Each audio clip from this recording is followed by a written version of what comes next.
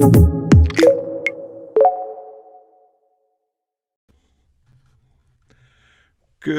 afternoon, right? Good afternoon. Welcome to What's in My Drawers Golf Talk.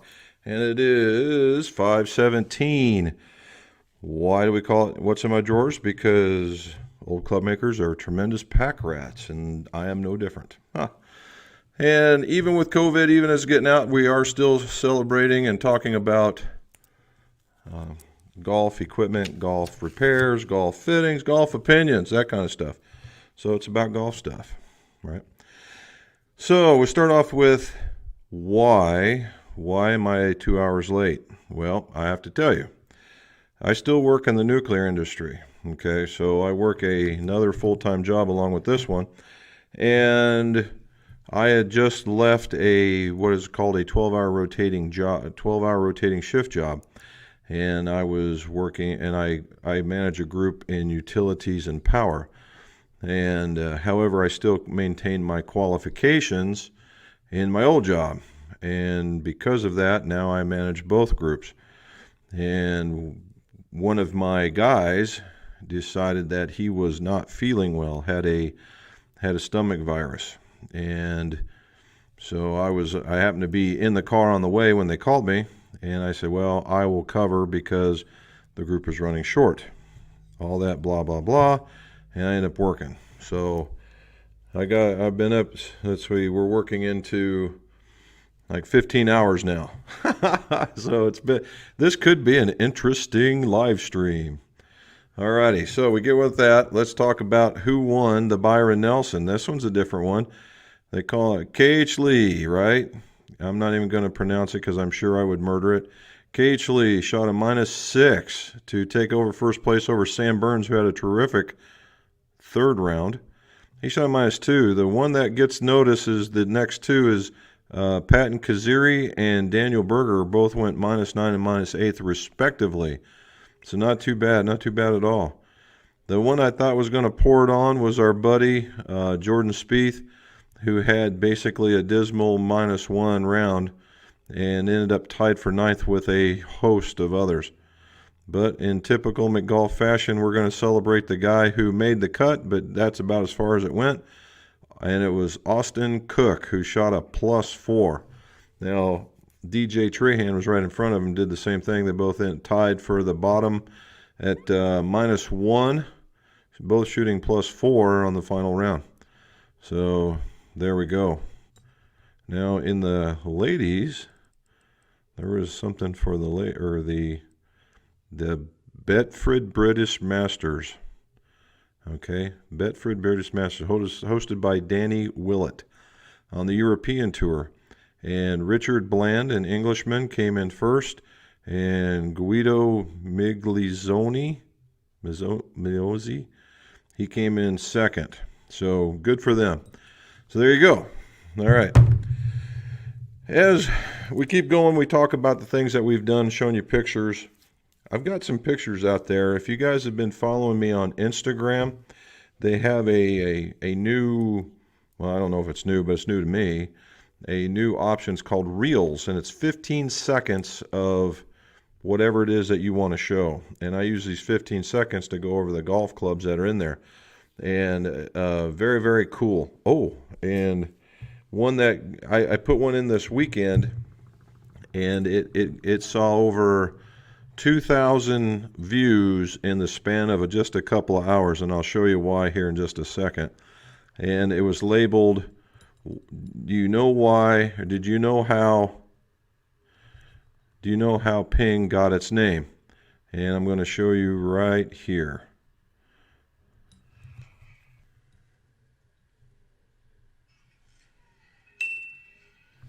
I'm going to do that again. See if I can make this happen.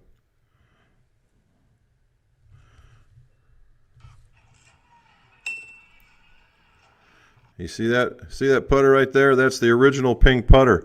A lefty that I fit this weekend brought that in, and along with some I2s and some other older and some Callaway original Berthas, and had that in there. And I told him, dude, and it had a Ping grip on it.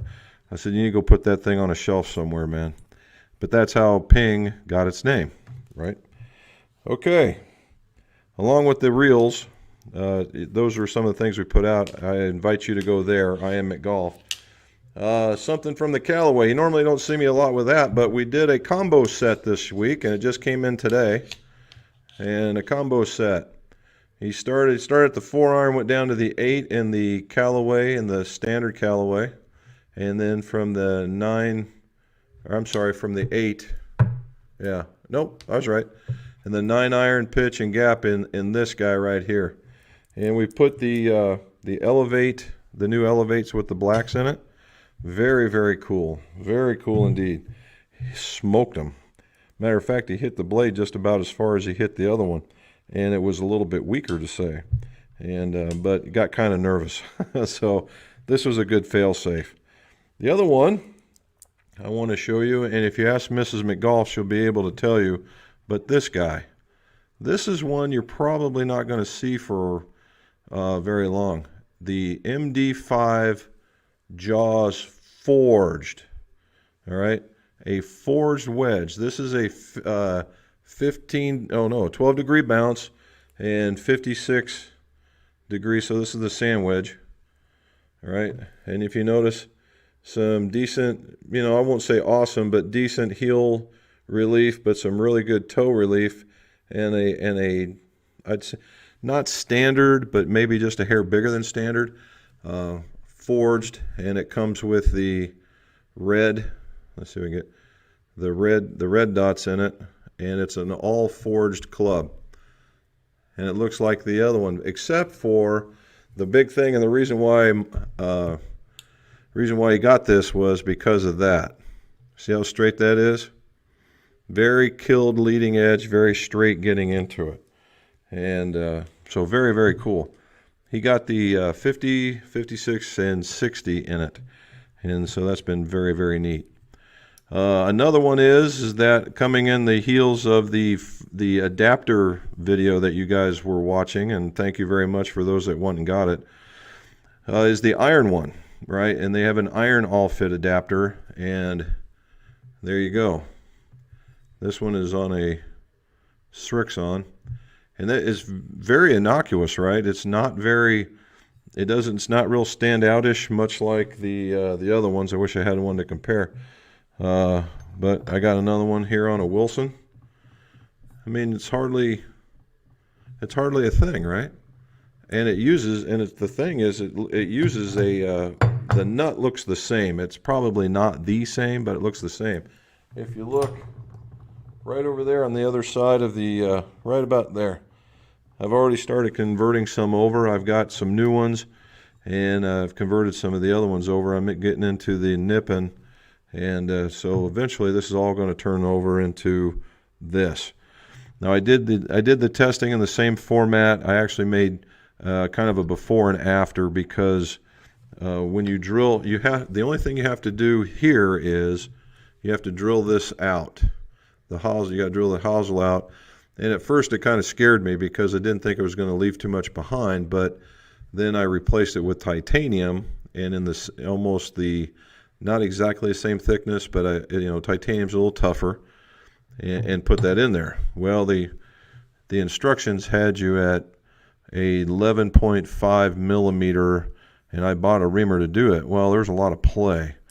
And after talking with the guys at All Fit, and they said, well, it's closer to 11.2. Well, 3 millimeters is pretty significant. And so they sent me a drill, and I'm not a fan.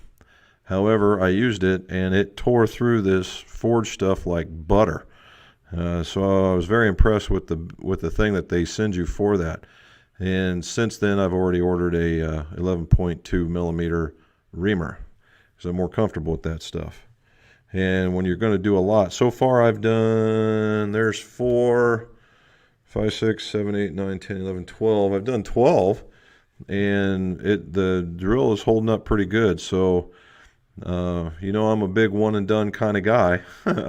So it's been doing very, very well. Now I did, I tested them with some Modus, and so far they've all held. The very first ones I did 11.5, they didn't hold.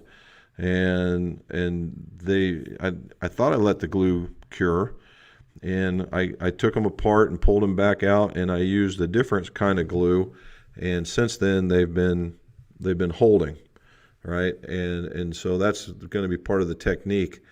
But with the 11.2, there's very little slip or very little sliding or wobble, and it goes straight in there. It's a really good fit. And I'm able to use that DP, and it does very, very well.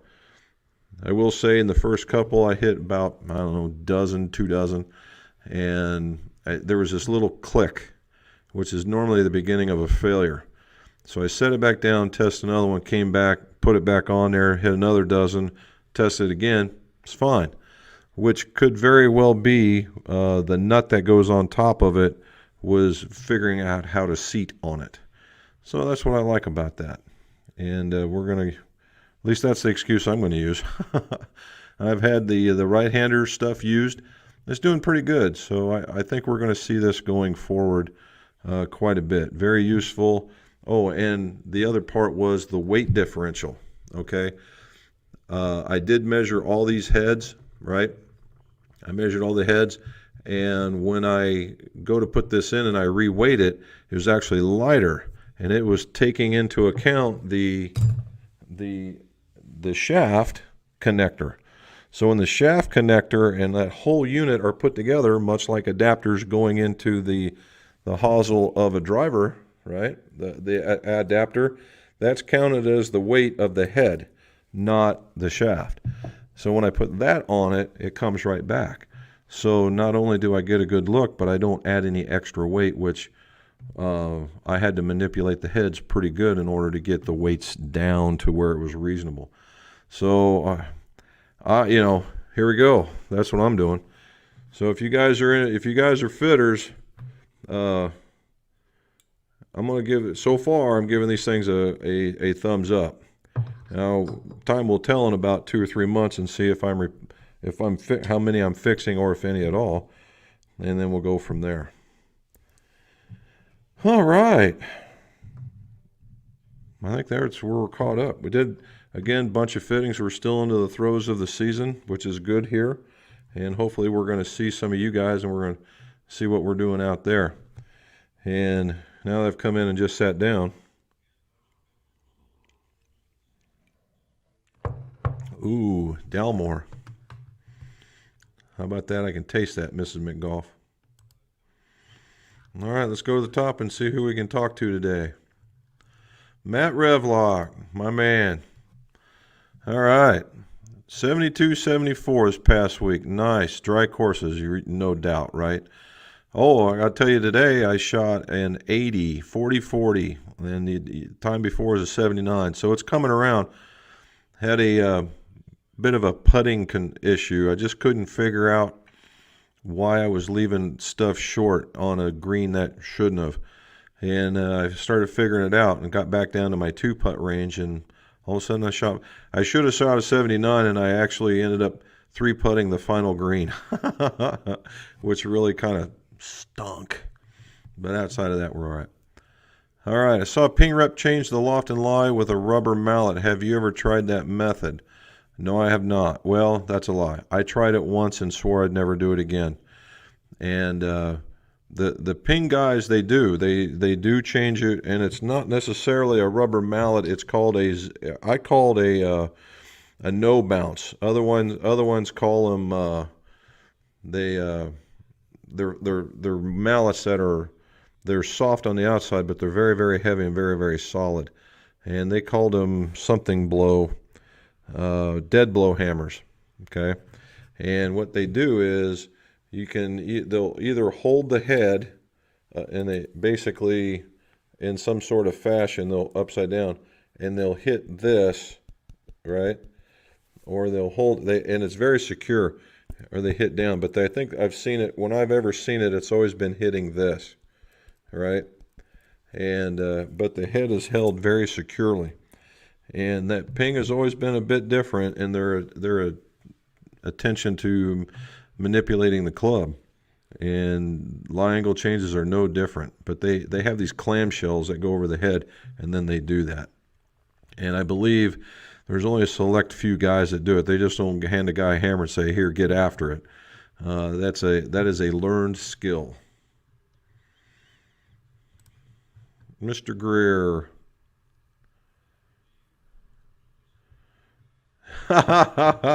You would be correct.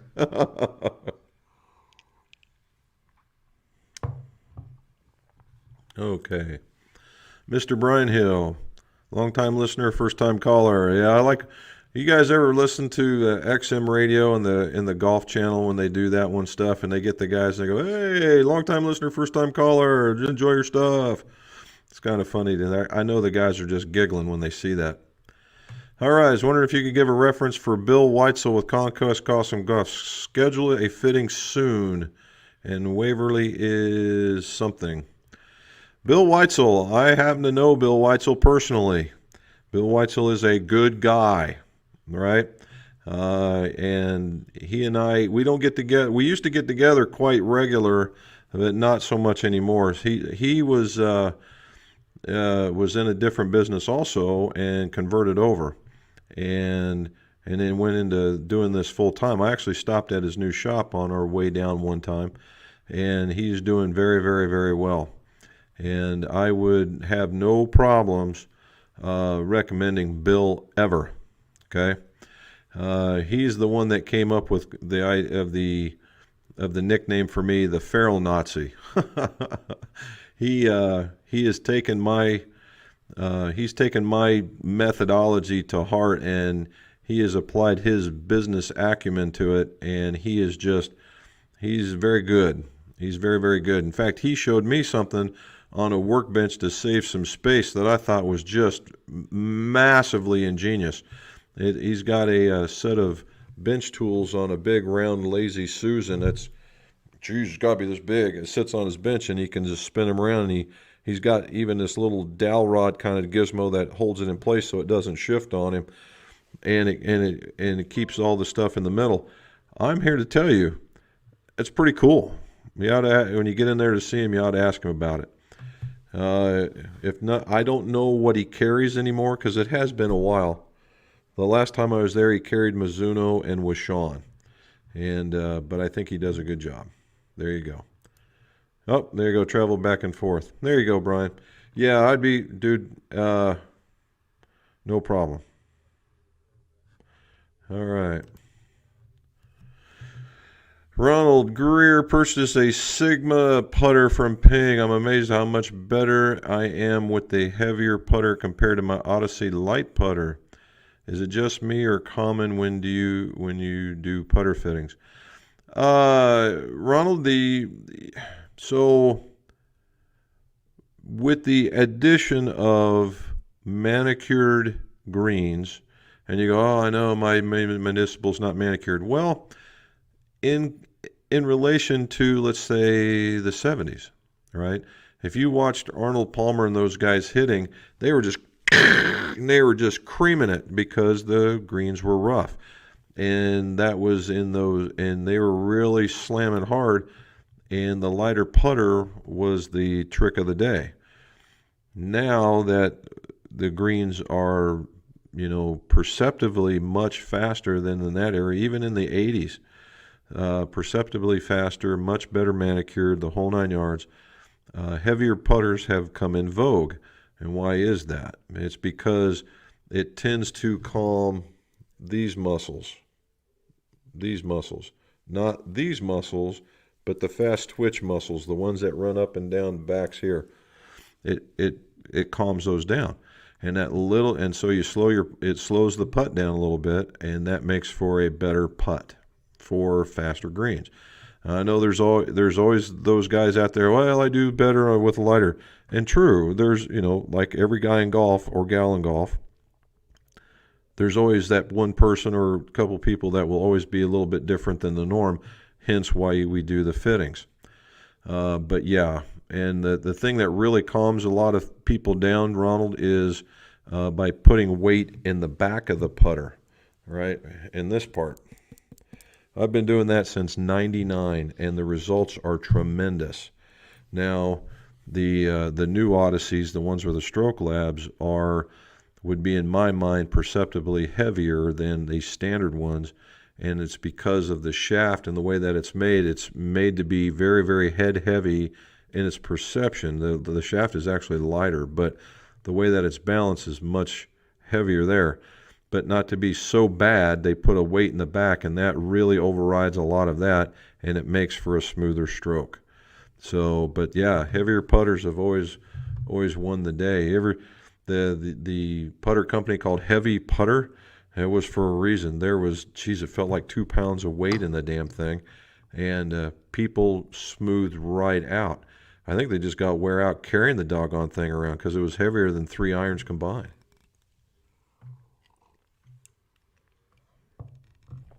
That was an exaggeration, of course, but probably not too far from it. Make Mondays look forward to. Well, I'm glad you like it, man. This is like a last-minute deal right here. Thanks to Mrs. McGolf, we got it. She got the notifications out, and we got everybody told, I hope. All right. Oh, listen to that. Somebody's sucking up to her. All righty, Travis. From Jersey, what location is your dream golf destination? You know, that's a good one. And, you know, I have been to Ireland and I have been to Scotland, which, you know, getting to the old course is typically the dream, a lot of dream destinations, that kind of thing. Anywhere with my wife. Anywhere with my wife. Did you hear all that, guys? Anywhere with my wife. That's my dream destination right there. As long as we're in Scotland or Ireland. Along with what? As long as we're in Scotland or Ireland.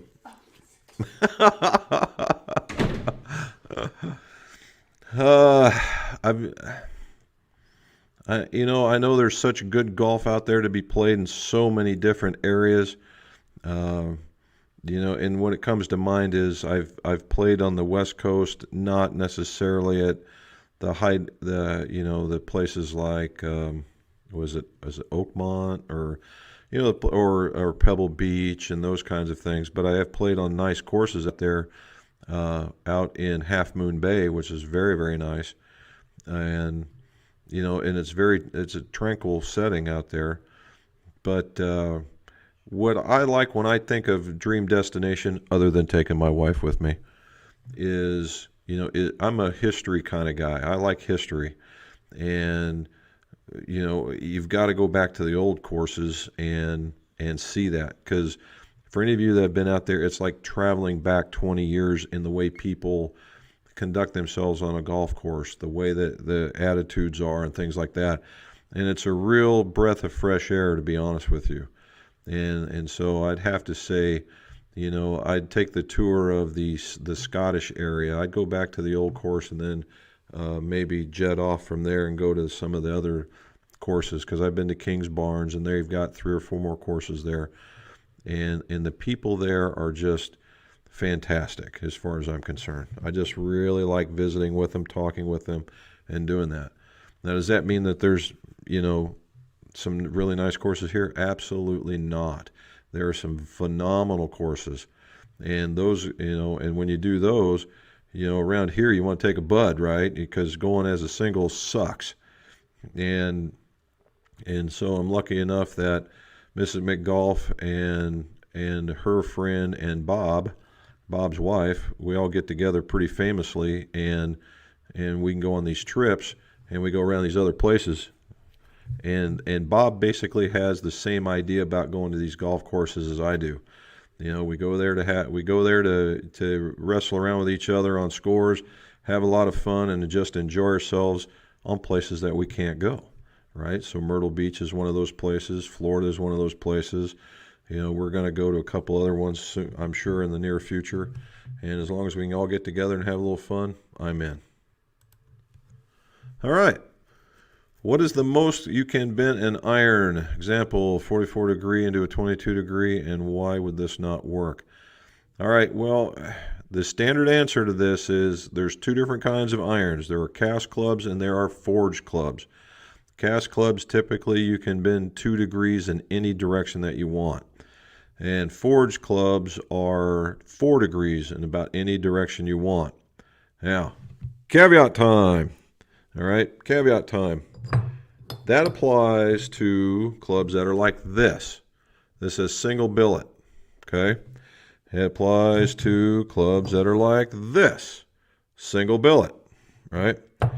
I would think that you can, but I would be skeptical on clubs like that. Okay. Now, does that mean this is a bad club? No, it does not. What it means, it's in the construction. All right. That Apex is a forged club to be sure, but it is a 4-piece club.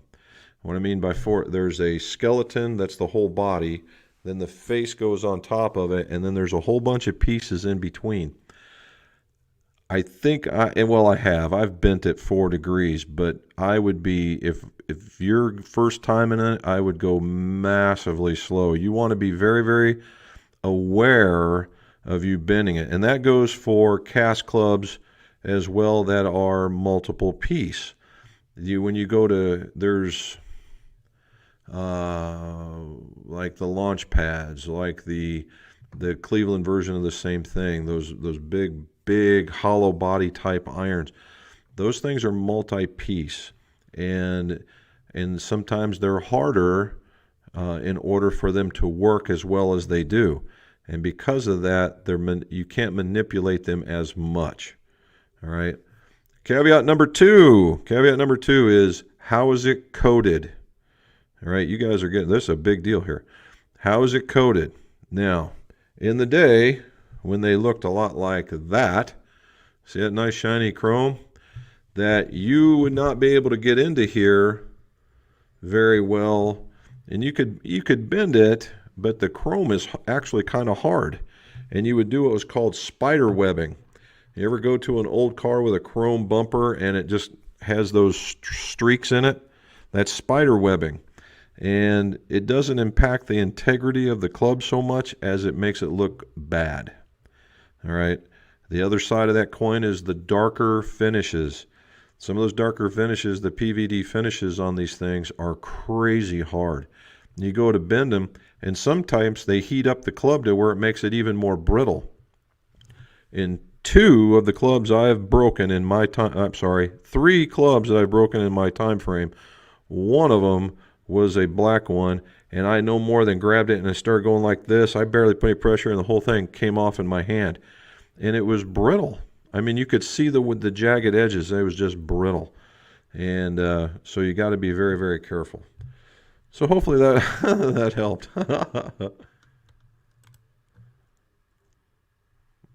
Jerry Smiley, a wet Texas course. Really? I knew you guys got some wet, but I didn't think it was that bad.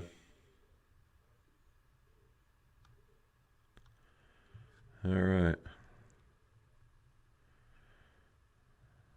Courses are underwater. Oh, you're down that. Were you down? Is that where the LPG or the girls NCAA got canceled from? They were in Louisiana, weren't they? Yeah.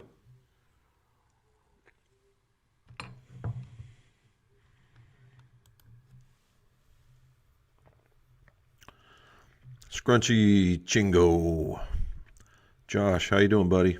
In Texas, sipping on some Bullet and Coke Zero. Nice. Nice. Well done, buddy. Space Coast, how's that working out, Al? Hopefully you guys are getting some usage out of those irons. What kind of PPE is needed for working on refinish and beryllium chrome? All right, so beryllium copper, right? And PPE, personal protective equipment. Beryllium copper, once it gets airborne, you breathe it in, you have the ability to get berylliosis. Berylliosis is very akin to asbestosis. All right, so if any of you guys know what that is, then this conversation is over. However, in either case, it attacks the little pockets in the lungs, and it prevents them from working, and it restricts your breathing. Okay, and so you want to be protected here, right? At the worst case, you want a half mask that does a tight fit. So this does not work. You need to go bigger. So which might be something full-faced, right? But you want to protect your breathing area, right? Now, if you want it if you're really going to do some hard grinding, maybe some goggles and stuff like that. But it's whatever you can do to intake.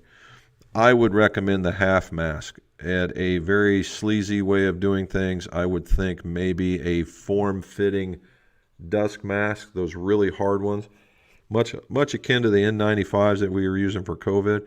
Only I'd go much higher in its rating. Whatever the biggest, most heaviest, dutiest, form-fittingest one that you can get, that's what I would use. And all just to, I mean, we're talking about protective, all right? Again, I told you I worked in the nuclear field, and beryllium is a hazard that we are taught about, and that's how I know this. And in my previous life, I worked with radiological controls and breathing protection, clothing protection, that kind of stuff was well within the scope of what I did. We'll go from there. All righty. Look at here. Yep. And I'm pretty sure she gave me the elk scotch. It's a little bit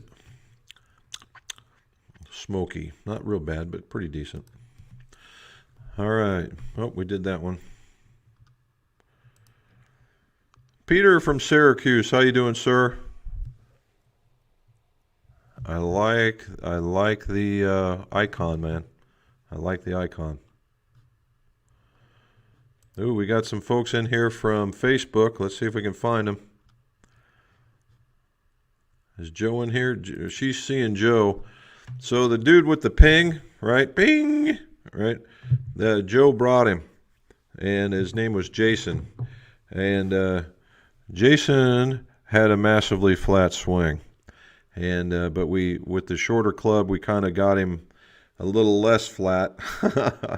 But he will always be flat just based on how he had to swing.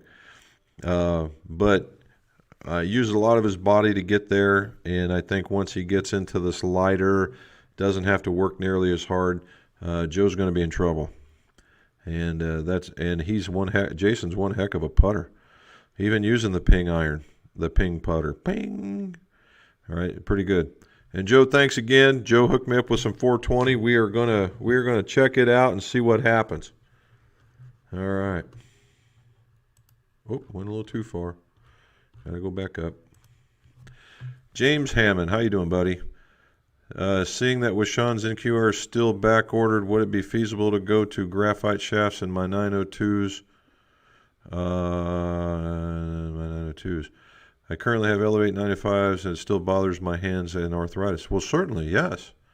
Yes, you can go to graphite. There's nothing saying that you cannot.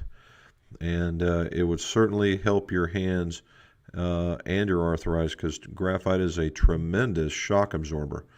Also, I would look at either, and if your arthritis is bad, you know, that it's not debilitating, but it's bad, I would look into the Jumbo Max. It's a softer grip, but it's bigger, so you don't have to squeeze nearly as hard. And look at that and see what you can, you know, test one of those out. They have their version of a small. You know, if this was a jumbo, this is their small.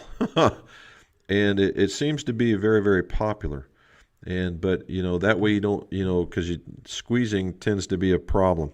And if the bigger the grip, you know, yes, I know about the fitting and stuff, but if it's going to hurt, then you need to make it so it won't, so you can enjoy it. And I think that would be it. So check that out. All right. There's Bob. That's the guy that we basically have the same, you know, philosophy. In fact, it's going to be our first round here this Friday, man. Going up to Westchester, where Joe's at. So this is going to be a whole YouTube kind of thing. Paul, email, it's McGolfshop@roadrunner.com, and Robin will give you a schedule of what times we had open. Joe, we did too. You guys are quite a team. I can only imagine the conversations in that garage.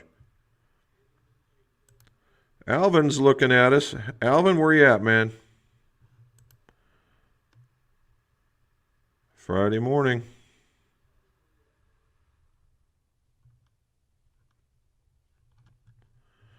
Here we go. You're the boss. Yeah. See, there you go. She's already at it. You can tell that cup in her hand is helping her out. Steven, how are you, sir? Hopefully everything's going well up north. Hopefully your friends are doing well with their new gear. Like to see that happen.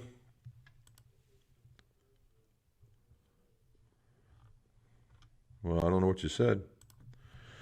Cliff Mitchell, left-hand pain and hooking around. Did I miss something before? Oh, here we go. Left-hand pain and hooking, can grip size improve both issues? If so, what size? Left-hand pain. Let me do this right. I'm left-handed, so I got to reverse. Left-hand pain, so it's the backhand and hooking irons. All right. So a couple of things, Cliff. Number one, it could be that your grips are far too small. Okay. Now, grip size is a catalyst. It's not a cause, but it's a catalyst to the shots, blocks and hooks and things like that. Now, if it's really, really small, you'll find out that that here is what pays the price, that the forearms tend to get tired, and then that radiates back up into here. Okay. And if that's what's happening, yeah, it's small. The other part is that you know all kinds of the divot that you're taking, right? And then the hooking of the irons is the bottom hand is what allows the turning, allows the turning of the club. And if it's too small, it can promote the hook. Now the other part here is other things, right? Let's get outside the grip. Other things. One, the club can be too long, and you're taking this flat. You're taking this very flat swing to make room for your irons, and when you make that flat swing, your normal progression is to turn over the club, and you're closing it, and especially if it's a low hook, all right, that could be it. Another one is that it could be too heavy, and it's causing you to release a little bit early. So those are all things, right? It all depends, and like every other question in golf, that all depends. But if it's truly just staying in the grip, then I would look for a slightly larger grip, maybe a size or two, and I would look at a less tapered grip. All right, if you have the standard grip that has a lot of taper and it goes like this, go with one like that. And those are the CP2s from Golf Pride, either in the Wrap or the Pro, the MCC4 Pluses, which are in the half cords, which is, cord in the back, rubber on the bottom, and Tour Velvet. They come in that one as well. Wind has one. It's called the LT for low taper. That's a very, very nice one. And I know Lampkin has one as well. I just don't know what the name of it is. So if you have a particular fan, that's the one to go in. All right, Jeremy, thanks for building Mizuno and Acro shafts. Well, good. And there you go. So the guys are talking about the tendonitis and that kind of stuff. There we go. Have you seen any major prices increase shafts, grips, and shafts? Aaron, I wouldn't say major, but I would say that we have seen some price increase, and I think that's just normal progression. I haven't seen, I'd stay with that one. Yeah. Now, because we get the supply and demand thing. I don't think that's truly hit us. It's more been the supply than it is anything else. Everybody knows it's out there. And personally, I think there's a cap on certain things that, folks will buy, right? If you make a rubber grip $25, they're not going to buy it, right? And so I personally believe that there's a limit, and we're not there yet, but I haven't seen any. They raised the price. Mrs. McGolf will say something in this, but they did raise the price on the, I believe it was the MCC4s right after they released the catalog. And it was kind of now, and they raised it like $1, and that's pretty substantial, but it didn't seem to harm anything. So I don't know what that to tell you. As far as shafts go, I don't think so. I haven't seen anything jumps. Alvin, we're going to have to, if you're listening, buddy, we'll have to get you on here. You want to get on here as we can talk about golf shafts, and we'll get you in. You'll be sitting like right here, right? And we'll talk about golf shafts. That ought to be fun.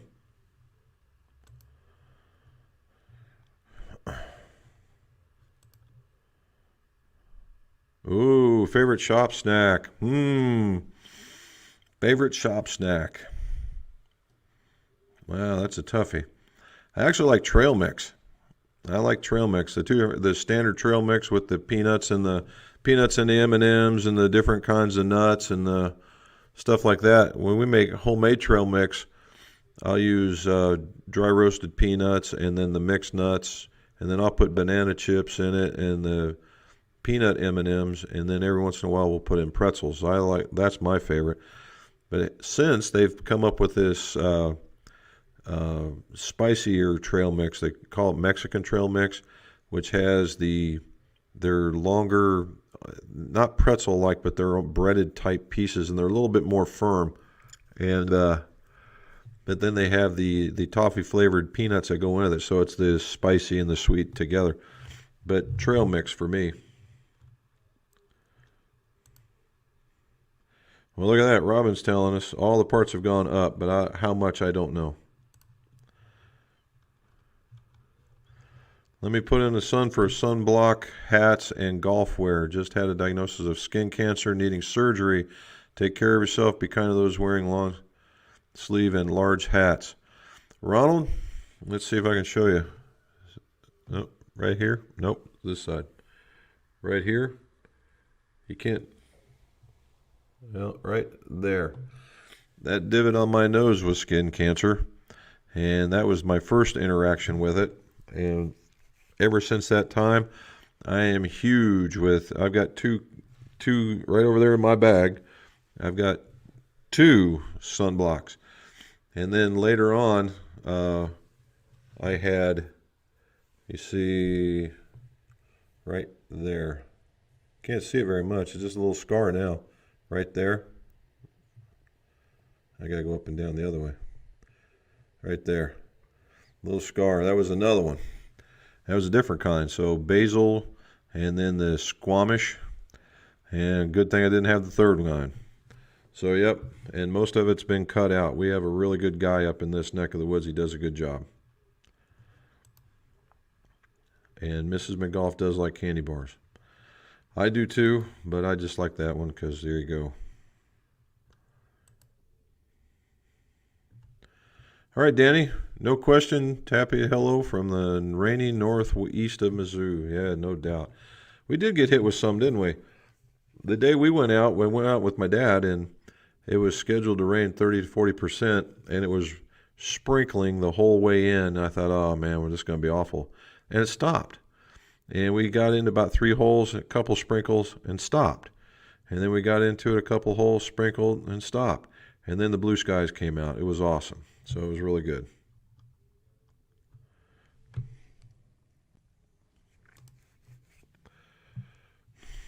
All right. Look at that. Robin's talking to everybody. She's carrying on conversation like I am. Here we go. You probably. Normally it's between, at that top end, right, Jerry, the 4 irons are 3 to 4 degrees difference, right? And if we stay with the standard issue, then yeah, you could probably do that. You only have to bend it a little more upright. It's the loft that's going to be the problem. And if you do it, be careful.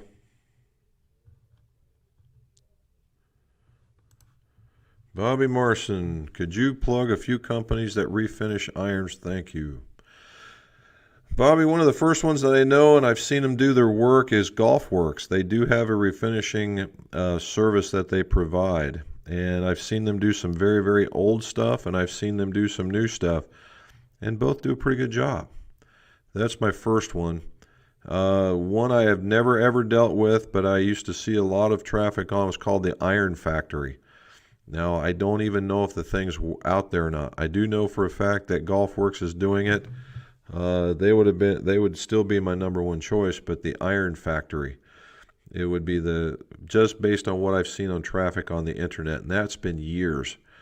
So I don't even know if they're available.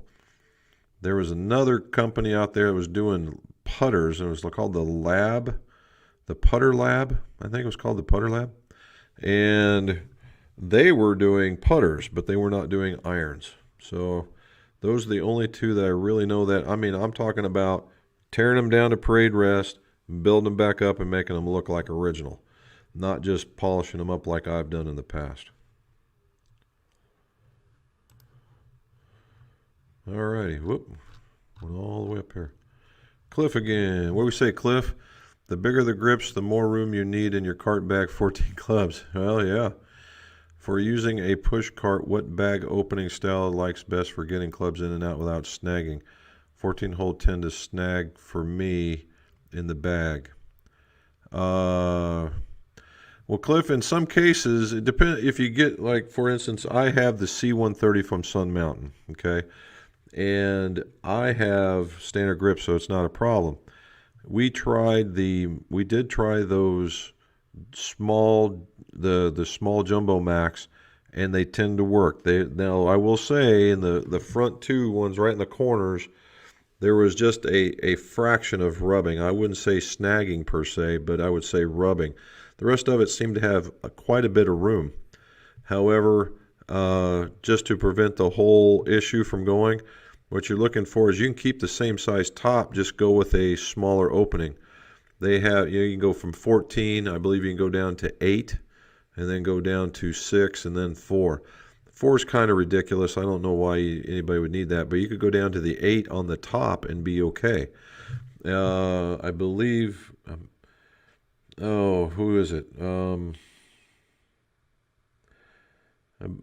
I think there's another one that they provide. The sink might come in something other than a 14 degree and go from there. Now the full size staff bag will certainly work, bud, but you're talking about pushing some extra weight around too. If that doesn't bother you, then that would work hands down better than anything. But if you remember, it's a 6 divider for the most part, but it is wide open. Now all the ones that all the 14 degrees and all the 6 that come from Sun Mountain, they're all the way to the bottom so that they don't crumble up on each other, and that's what I would recommend.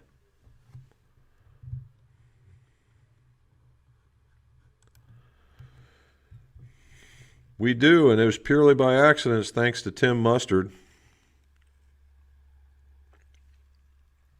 I believe it's a limited purchase.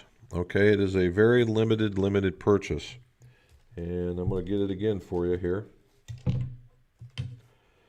I don't know how long it's for, but that was the words that were coming out of their mouth, was limited time frame.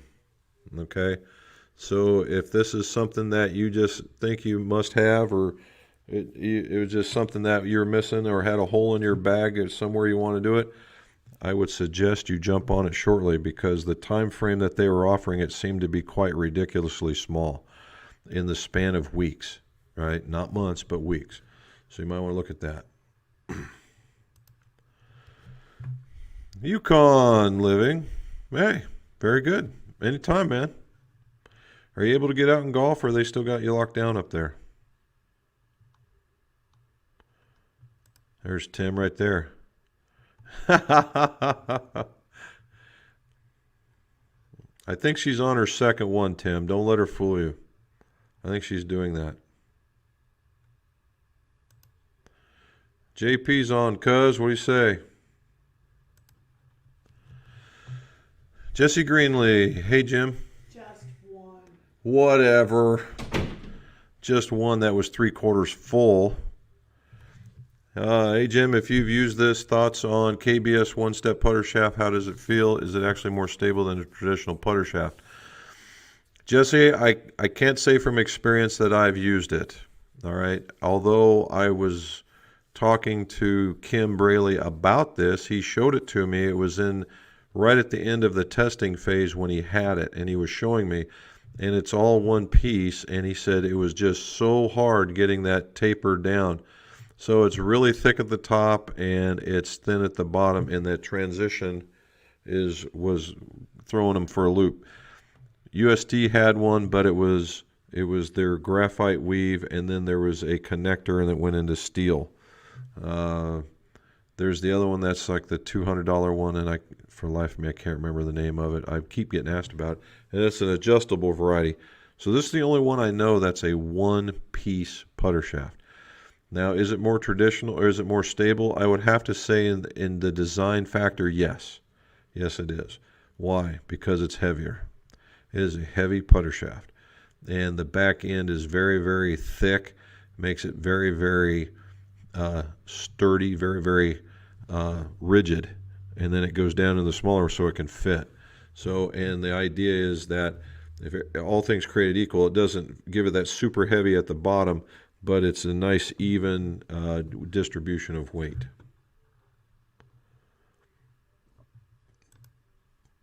Dwayne and Mary's on too? Daggone, guys. Thanks for showing up and watching. Say something out there. Let me see you. Nick Johnson, how do you like pings with ferrules? I prefer the old non-ferrule size. I kind of go with the traditional too, Nick. I think the way that they have it designed with the little flare into the back, it just sets it differently than the rest. Now, the funny part is that I have put ferrules. They actually made ferrules to go on those things, and I've put them on there, and it gives it a traditional look, but I can go either way. But I'm with you, bud. I'm a non-ferrule kind of guy. Sonny V, now too dangerous to golf until June 2nd here in Ontario. Oh my goodness. I'm saying a little word for you here, bud. You know, as we're looking around and the CDC says, if you got the shot, you don't need a mask. And we letting folks golf and get outside. I don't understand in some cases. Hopefully that they have a very, very good reason for that.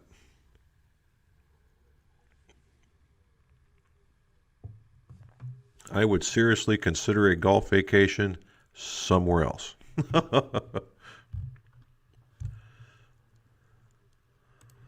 right, here we go. What's up, Jimbo and Robin? I love my Cleveland VAS irons. Have 3 sets and need one redone up for the challenge. Sure, dude. The VAS. Dude, that is going backwards now. I'm telling you. That is one of probably the... I would say it's in the top 3 of the most unique iron designs ever. And if they work for you, more power to you. Yeah, send us an email of what you're looking to do, and we'll see what we can do for you. PA, not a problem, man. Anytime. Can you recommend a wedge shaft 5660 if I like the Tour Flight 105s I work? So if you like the FLTs means flighted, okay? And all that means is, and it takes off from the flighted rifles, meaning that the top end's a little bit more towards getting the ball in the air, a little snappier. The middle of the road is exactly what they were. They're the regular KBS Tours, and the bottoms are more designed for, it's a little harder at the bottom, a little more control, not nearly as high as flight. And if you're digging on those, KBS makes a high rev. They also make a 610, and the difference between the 610 and the high rev is about this much. All right. If you're a guy that can really compress the ball and really trap it, and it lands and it wants to start jumping around and coming back, I would say the 610 because it takes a little bit of that off. If you're a guy that's looking to produce a little bit of spin, I would go with the high rev. All right. That's in that same weight category. Another one that I think if you're looking for maybe something a slightly softer feel but the same kind of performance, I wouldn't have any problems recommending the Modus wedge shaft. They have a 120 wedge shaft, and they actually, do they have a 130?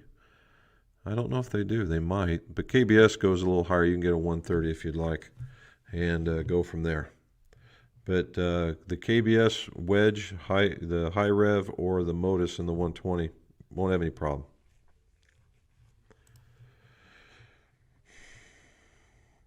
Course is just opening up for the season. My first round of the year was last Saturday. Luckily, golf has been permitted throughout the pandemic up here. Well, apparently the different annexes are a little different in each place. So 133 in the Nippon. Nippon's got 130s. Well, there you go. Mrs. McGolf jumping all over the backup stuff today. And it's 133. And less than 5 minutes. She's already given me, man, she's like this today. Arr! All right.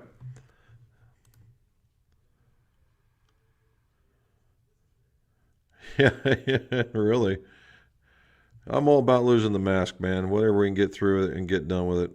And I know everybody's got their philosophies on it, and that's the beauty of living in the society we live in, because you can choose to do that kind of stuff.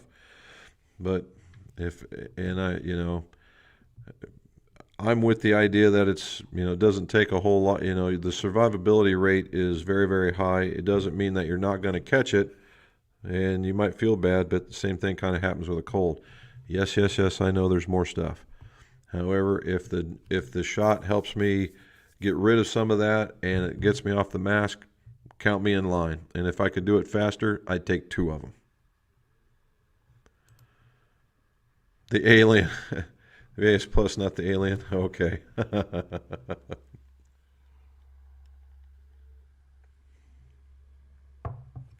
Either way, we're ready. This is Robin's new in Ohio, show your card and save. That's Robin's new motto right now. As she says, that's her motto. All right. Cliff, we're back. If you recall, I do marketing for Randy Helton Golf. Okay, I seem to remember that. Invitation stands for you to come to Nashville and film a segment with Randy, 35-year member and Callaway staff pro. We'd love you to join for a round in the historical McCabe Golf Course, Nashville. Ooh, look at that. That would be a lot of fun. I could even bring the drone. All right, Mrs. McGolf, there it is. The invitation's been thrown out there. We got to set some time aside, and we'll get a hold of Cliff. I'm in.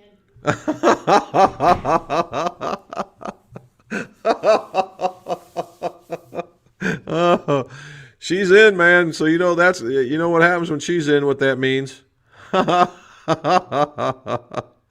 All right. Let's keep going. Thanks to you and your better app for sharing expertise and having fun. Nick, thank you so, buddy. That's the whole purpose, right? If golf can't be fun, then what's the use of doing it? And if I can make golf a little bit funner, if I can make golf a little more fun, then that's the best part. And, with the popularity in golf, we need some more folks that do what I do, because, I'd like to see some more folks get into it because I think it's interesting. My dog Rex, do I like multi-irons? I most certainly do. I think their TS1 models or TS1, TS2s are sorely underrated. I think they're extraordinarily good little clubs. I did do a video on their one left-hand. They had a left-handed model, and I did it. And I think I put just a little bit too heavy of a shaft in it. But when you found the middle of it, good golly, did it go. Also hit. They had the irons are right there, right? The drivers are right there. The wedges are right there. They got some putters, Ralph and the Clan. Their traditional ones are really nice. They've come out with those big X ones.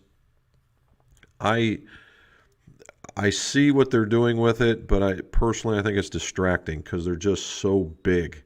And then they got that orange going on. I don't know about that, right? But the orange is going on. So anyway, that's what it is. Uh-oh, I'm getting a hand signal. But yeah, the drivers, they're not the longest one in the pouch, but they will work, right? They will work. There you go. There's JP. There's, as I call him, Cuz. I'm sure Dad's watching. He's watching it, and we're having a lot of fun with this one. You guys came up in conversation here not too long ago. We were talking about the country club, and somebody knew some folks down there. They go down in the Ocala range. And we were really proud of the fact that Hernando was like a mask-free zone. We were talking about that. It was a good time. So, again, thanks for having us, Cuz. All right, last one here, guys. We just hit the hour mark, and it's Peter. Been playing awful this year, but play a bunch with great guys on my Saturday and Sunday. He's still a blast. Gotta love it. That is what we're talking about, Peter. Right there, having a blast.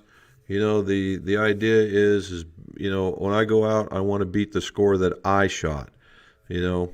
And if I get to beat Bob every once in a while, then it's just a bonus package. But I'm just going to shoot my score, and then I try to keep Bob respectable. That's about as far as it goes. Okay, guys, we have hit the very end of the time, and thank you very much. We missed our folks from the UK, but you got to remember it's probably 1 o'clock, 2 o'clock in the morning there, so I don't have any problems missing I do have problems missing them because I like the conversation, but I understand it was late. Guys, put down, if you don't mind, like and subscribe. Watch for the video. It's coming out. We're going to talk more about the connectors. And tell me what you think. Did you like the new time zone? I think it's a little late for me. I'm not a fan. But No. no, she's not a fan either. Anyway, like, subscribe, go to the other, the Twitter, Facebook, Instagrams, looking for I Am McGolf, and let's see what we can find. And as always, guys, let's see your scores go low.